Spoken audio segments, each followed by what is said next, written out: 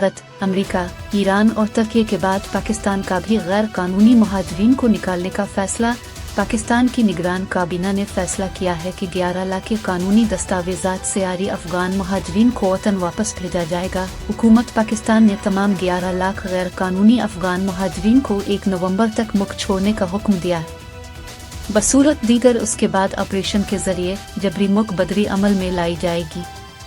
ताहम अफगान हुकूमत के तर्जुमान ज़बीउल्लाह मुजाहिद ने एक बयान में कहा है कि पाकिस्तान में अफगान मुहाजिरीन के साथ जारी सलूक नाकाबिल कबूल है। पाकिस्तान को इस हवाले से अपने लाइहा अमल पर नज़रसानी करनी चाहिए। पाकिस्तान के सिक्योरिटी मसाइल में अफगान मुहाजिरीन का कोई हाथ नहीं। अफगान मुहाजिरीन के रज़ाकाराना तौर पर निकलने तक पाकिस्तान को बर्दाश्त से काम लेना चाहिए।